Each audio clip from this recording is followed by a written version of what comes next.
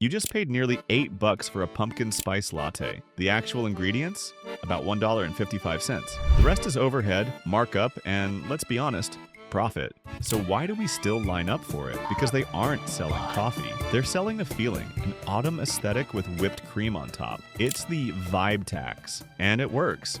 They've turned sugar, milk, and cinnamon into a billion-dollar cultural event. Today, we're breaking down exactly how the PSL became the most overpriced drink in America and why you're still buying it. The $8 latte illusion. The PSL works like a fashion drop. It's not just a drink, it's a seasonal accessory. On paper, it's simple. Coffee, milk, pumpkin syrup, whipped cream, cinnamon. That's it. Nothing rare. Nothing artisanal. Watchdog estimates put the ingredient cost under $2. But nationwide, the Grande PSL runs between $6 and $7, with some locations topping $8. That's a markup so steep it rivals luxury handbags. Yes, there is overhead. Wages, rent, equipment, but those apply to every drink on the menu. The PSL's extra margin isn't paying the electric bill. It's pure pumpkin-flavored surcharge. And that surcharge delivers. Seasonal products like the PSL make up about 10% of Starbucks' annual revenue. Launch week alone can spike traffic by nearly 24%. It's not just about the latte, it's about pulling you into the store for everything else. The price climb tells the rest of the story. Since its 2003 debut, the PSL's cost has risen almost 94%. Inflation over the same period? Around 62%. Starbucks has outpaced the economy by 30% with the same recipe. That's the illusion. You think you're buying a drink, but you're really buying a brand that knows how to sell cinnamon like couture. Scarcity, nostalgia, and FOMO.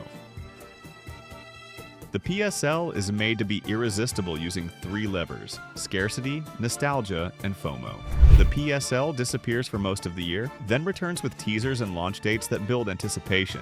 Stores see traffic surge nearly a quarter on release week. That's not coincidence. It's engineered scarcity and urgency. Starbucks barely needs ads anymore. One leaf emoji on Twitter, and suddenly TikTok, Instagram, and X are filled with first PSL of the season posts. Skip it, and you feel like you're missing out on the start of fall itself. Pumpkin spice isn't a flavor, it's a memory trigger. Cinnamon means cozy sweaters. Nutmeg means Thanksgiving. They have bottled childhood nostalgia and sell it back to us at $8 a cup. Together, those levers make the PSL more than a drink.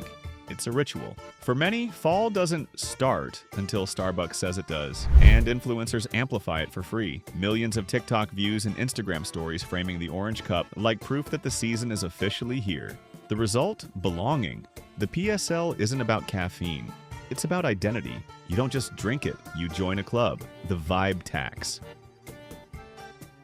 Here's the truth, you're not paying for coffee. You're paying for manufactured anticipation, for FOMO disguised as foam. If the PSL was on the menu year-round, demand would collapse. The scarcity keeps it special. It's the same trick McDonald's uses with the McRib, or sneaker brands use with limited runs. Restrict access, pump hype, charge more. That's the vibe tax in action. Every fall, millions pay extra not for what's in the cup, but for the privilege of being part of the moment. So when you hand over $7 for a pumpkin spice latte, remember, you're not buying coffee. You're renting seasonal vibes. That cozy sweater feeling?